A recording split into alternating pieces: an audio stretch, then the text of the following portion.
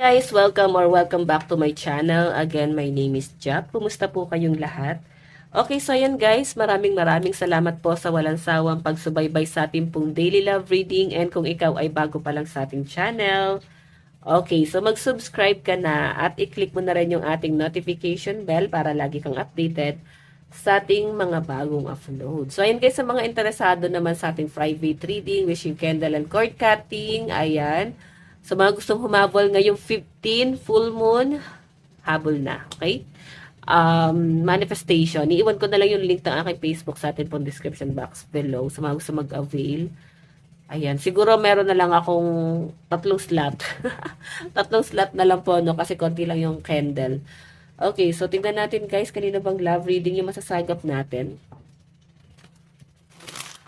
Ayan, maraming salamat guys din pala no, sa mga concern po sa akin na barado yung sipon ko. Thank you po, no. Nakakatulong naman guys. Promise, malaking tulong para sa akin. Nakita nyo naman, wala na yung ubo ko. Hindi na rin ganun kalala yung sipon ko ngayon. Okay, wala na siyang ano, hindi siya parang, alam nyo na, yung tumutulo-tulo. Wala lang ganun guys, no. Okay. Ano na lang siya, medyo makati na lang yung ilong ko. So, tignan natin guys. Kanina bang love reading to spirit guide? Doon muna tayo guys sa sitwasyon. Oops, ang dami masyado. So guys, meron tayong Wheel of Fortune. Cycle of Life, Fate, Good Luck.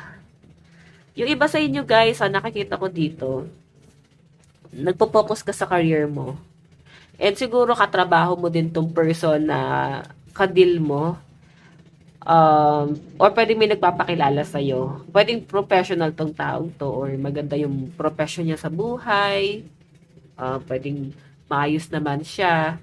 Okay, and kung makikita mo guys, o pwedeng bigla na lang siya nagpakilala sa inyo. Ganun yung nakikita kong energy dito, no? Siguro habang nagmamadali ka sa bus, nakita niya yung ID mo, so kinontak ka. O pwede naman guys na parang ano, baka ibang tao yung naghingi ng number mo, social media mo para makontakan na tong person na to. Okay, so ayan, tignan pa natin. Yung person ba to guys? Bigla na lang may nagparamdam sa inyo. So, yun guys, sa mga interesado sa ating private reading, naka-promo tayo. Okay, papaalala ko lang. Sa mga gusto magpa-private reading. Tignan natin. Okay. Meron tayong Two of Cups. Mutual respect, love, equality. Okay, so may mga LGBTQ+. So, ulitin ko guys, it doesn't matter, no? Any gender naman to. Kahit anong gender to, wala tayong inaano dito. Lahat inaalaw natin. So, nakikita ko guys na parang nagkakaroon ng equal dito sa relationship na to. Ibig sabihin, nararamdaman mo yung pagiging patas niya sa'yo. Mararamdaman mo na parang pantay ang tingin niya sa'yo at sa ibang tao. So, hindi kanya tinitingnan doon sa imperfection mo or kung ano man yung kinakahiya mo sa sarili mo. Sa kanya parang okay lang yun. Tapos ikaw parang kinakahiya mo yun. Or parang napaka-big deal nun para sa inyo. Or yung iba sa inyo, pwedeng napapaisip kayo, tatanggapin ka ba ng taong to? Nakikita ko naman yung pagtanggap. Okay, nakikita ko yung pagtanggap ng taong yan sa inyo. Okay, tignan pa natin. Walang issue sa kanya yun guys, pero ikaw kasi parang masyado mong dinedegrade yung sarili mo. Parang maliit yung tingin mo sa sarili mo. Meron tayong Ace of Cups. New relationship, diba? Pure intention, joy. Sabi ko sa inyo, yung first one tong nakikita ko na to, guys. At kagaya nga ng sabi dyan, guys, pure yung intention niya sa inyo at wala kang ibang mararamdaman sa kanya kundi kaligayahan lang, no? And nakikita ko rin sa kanya, guys, na masayahin tong taon to. Okay, wala ko nakitang any negative talaga sa intention niya sa inyo. Siguro na love at first sight sa inyo to. Okay? Tignan pa natin. Or, ito naman guys, pwedeng paparating pa lang to sa inyo, no? Paparating pa lang sa inyo tong taong to. Expect mo, ayan. May magpapakilala sa inyo, may kukuha ng number mo, diba, social media mo. Ngayon kasi guys, uso na talaga sa chat yung usap-usap eh, no? Hindi na uso yung text. Tignan natin. So, meron tayong Five of Swords, Surrender, Defeat, the cause of battle. Naku, ba't may nalulungkot dito? May nakatingin sa'yo nalulungkot. Ano ba yan? Actually, wala na talaga siya sa buhay mo, no? Itong taong to, past person to, nakikita ko na to. Parang ordinaryong tao na lang siya sa inyo. Wala ka na pakialam sa taong yan, nakikisali pa, no? But I mean, parang, masyado pa siya, guys. Parang tawag dito, umi-eksena masyado. So, ayan, di ba? Masyadong umi-eksena, masyado pa, guys, pumapapel. Baka nagpaparamdam sa'yo, tapos napaka-sad boy, napaka-sad girl. Parang biktima. Ganyan yung nakikita kong energy nito ni past person. Pero siguro, hayaan mo na yan, no? Negative energy. Huwag nyo na guys papasukin sa buhay mo. Okay, ayan, no? Diba? Siguro nakita kanya na meron ng iba, may iba na ikaw kinakausap. Marami na nagkakagusto sa'yo. So, nai-insecure na naman siya, guys. Di niya siguro lubos maisip na kaya mo siya palitan or siguro pinaramdam mo sa kanya no, na patay ka sa kanya, 'di ba? So nakikita ko diyan guys, kaya malakas ang loob niya. Hindi niya siguro lubos maisip na ikaw ay mahuhulog pa sa iba, magkakagusto pa sa iba, ganyan yung scenario, 'di ba? Mag-entertain ng iba. So yan yung nakikita ko sa person mo. Okay, meron tayong Swords, Aquarius, Gemini, Libra, Cancer, Pisces, Scorpio. So doon tayo guys kay yung person, hayaan na natin yung mga negative energy. So part pa rin ng declutter yan, guys, no? Decluttering. So, ano ba yung decluttering, guys? Ayun, tignan nyo na lang, guys, sa YouTube, search nyo, paano yung pag-declutter. So, sa pagpasok ng taong 2025, guys, itapon na natin yung mga lumang gamit or i-donate, ipaubayan na sa iba. Kung hindi na, guys, ginagamit, no? Sa, ano pa rin siya, guys, kasi part pa rin siya ng manifestation. So, siguro kailangan, guys, mag-manifest na kayo ngayon pa lang, no? Salubungin natin ng good vibes ang taong 2025. Meron pa tayong isang buwan ng paghahanda. So, kagaya na sabi ko guys, i-declutter mo na tong person na to kasi baka luma naman na siya, di ba? So, sorry naman, Lord. Okay, titingnan natin, baka may magalit. Okay, sige, tignan natin. Energy mo at the person. Okay, tabi ko na muna to guys, ha.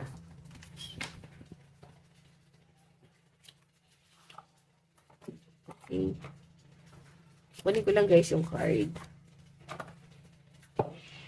Okay? So, energy mo at kay person. Asa yun? Ito yung energy ni person na nararamdaman niya sa inyo.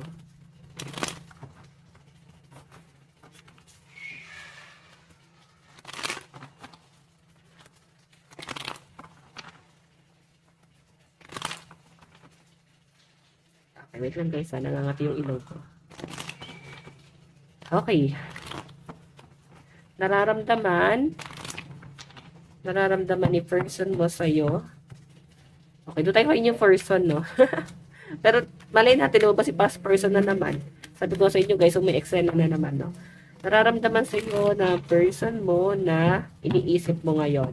Nararamdaman niya ngayon sa'yo. Taong mahal mo ngayon. Ayan, so focus ka doon sa taong iniisip mo. Tignan natin ano naman ang iniisip mo kay person, ano naman yung nararamdaman at iniisip. Spirit guide.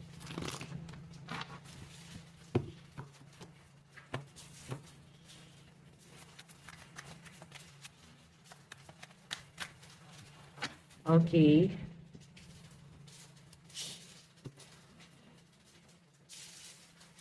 Tignan natin guys. Energy. Nararamdaman ni person sa'yo ngayon. Wow, Wheel of Fortune. Parang nawawala yung mga negative. Actually, balance ang tingin sa'yo ng person mo. Pero nakaka-recover siya. And parang may sense of humor kang kausap. So, masaya tong person na to every time nakausap ka niya or kasama ka niya. And yun naman nakikita ko, parang ang nararamdaman niya sa inyo guys, magaan yung pakiramdam niya. No? Wala siyang nararamdaman na negative sa inyo. Hindi siya nakaka-feel ng parang mapapahamak siya sa connection yung dalawa or parang lolokohin, hindi siya nakaka-feel ng ganun sa'yo. So, parang feeling nga niya safe na safe siya sa inyo.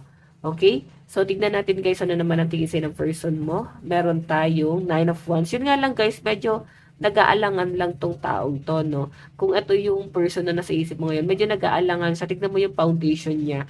Wala pa siyang nabubuo sa sarili niya. So, ito pa rin nabubuo niya. Ito yung na tumatakbo sa isip niya. So, siguro, hindi siya makalapit sa inyo, guys. Kasi iniisip niya, paano kanya paninindigan naman?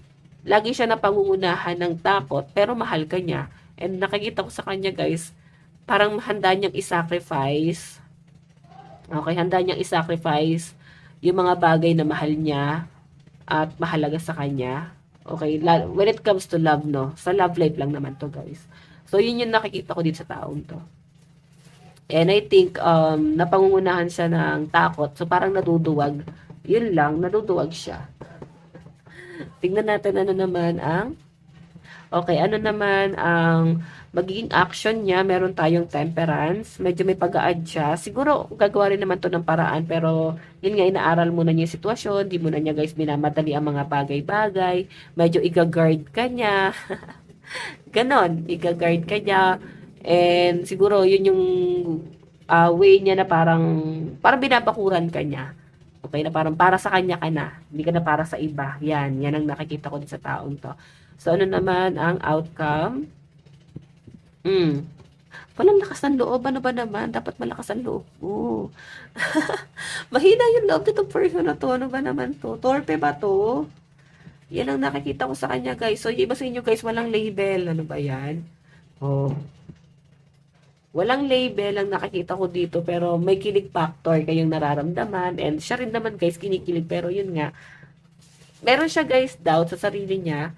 Pero ang nasasagap ko rito, guys, hindi naman siguro hiya na parang dahil wala siya talagang lakas ng loob na sabihin sa inyo na mahal ka niya. Feeling ko kasi rito, guys, tinitignan niya rin kasi yung sitwasyon niya or yung kakayahan niya.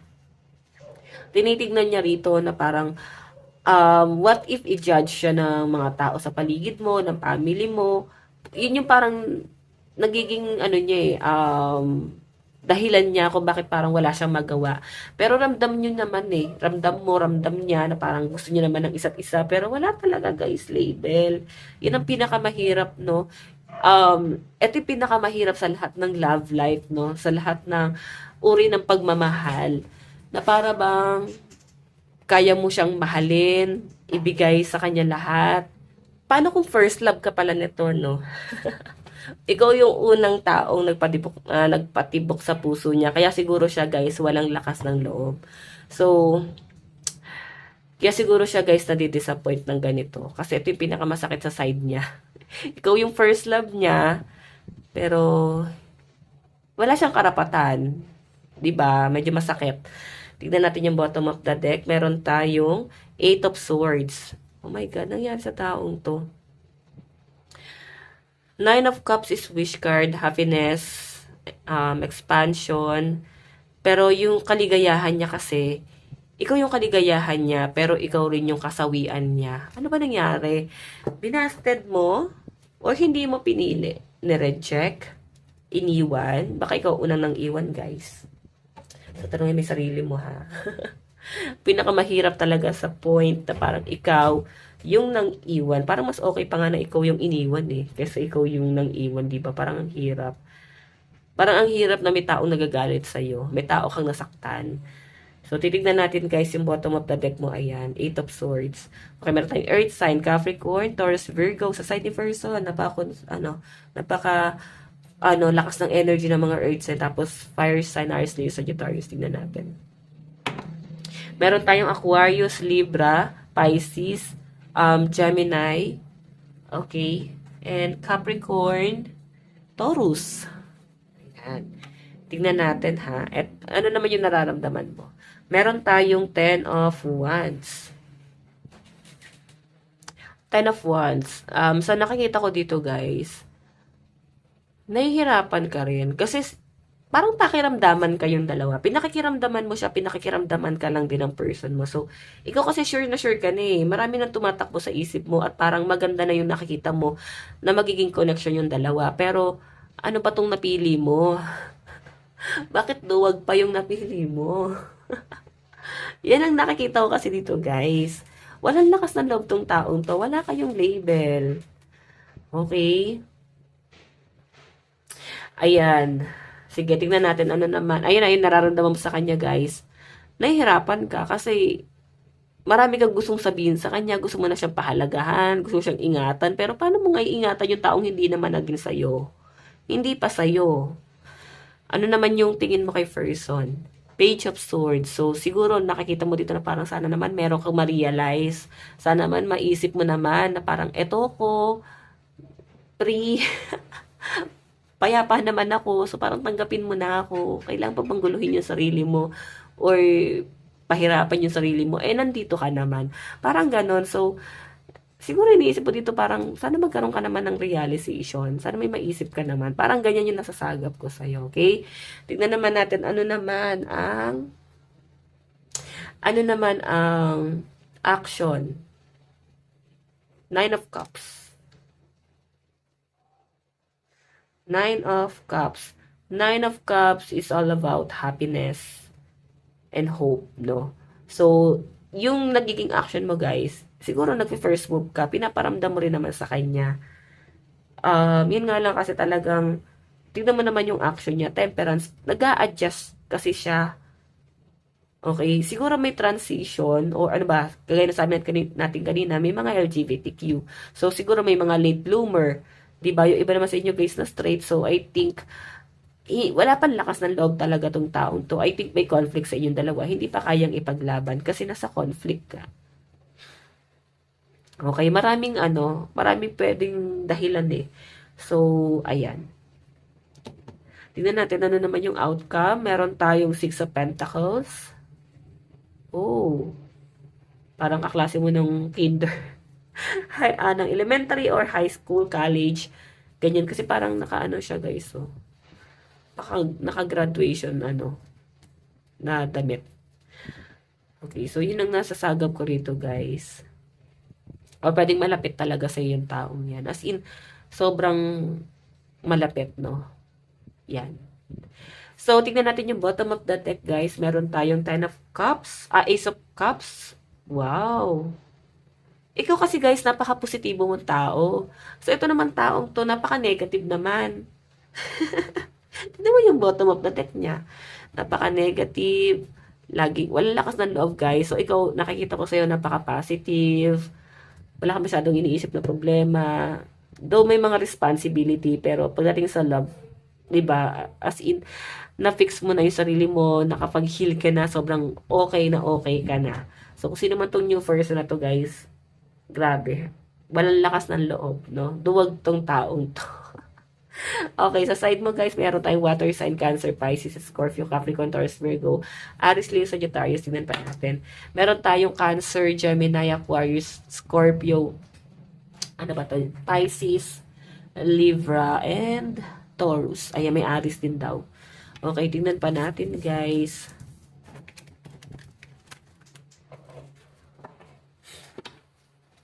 Ayan, di lumabas si past person, ha? New person na yung lumabas dito, guys.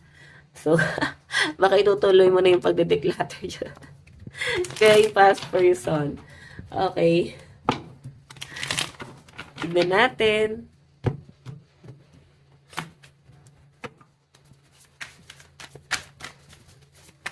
Saan na papunta tong relationship na to? Wow, hahabol. Alam niyo naman guys, na ang 8 of Wands is paghahabol, communication. So, parang huli na bago pa siya nagkaroon ng lakas ng loob. Tignan natin. O, diba, Hangman? Natatakot kasi guys eh. Yan, pero hahabulin ka nito. Ipaparamdam naman daw niya sa'yo araw-araw. So, feeling ko kasi may something sa inyong dalawa. Gusto niyo naman yung isa't isa pero may conflict, may hadlang, or may may boundaries dapat, ganun. Diba? May pagtalikod. Nakikita nyo ba guys? May pagtalikod. 8 of Cups, 7 of Cups, the Empress. So, ikaw okay lang naman kasi marami kang option. Maraming nag-aantay sa inyo na opportunity. So, hindi ka nababother masyado. Okay?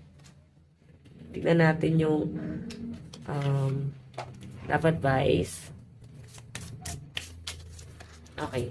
Meron tayong spiritual maturity. Okay, so I think ano mo to? Twin flame. Okay, kumbaga, minahal nyo na yung isa't isa kahit sa isip lang. Okay? Parang kahit hindi nyo kayang itali yung sarili nyo sa isa't isa. So, I think, may something talaga dito, guys. Meron tayong the distorted masculine. Dating. Sabi ko sa inyo, new person. Papasaan pa magkakaroon din guys ng lakas ng loob na. So, siguro hayaan mo na lang kung bibigyan mo siya ng chance. Okay. Tignan pa natin. May message sa'yo. Kuha tayo ng dalawang card. Message niya sa'yo. Meron tayong I remember every detail of that day. So, meron kang ginawa or meron kang binigay sa taong to guys. Yun yung naging dahilan o dun nag-umpisa na nagustuhan ka niya. Okay, tumatak sa isip niya yun guys. Hindi na niya yun makalimutan.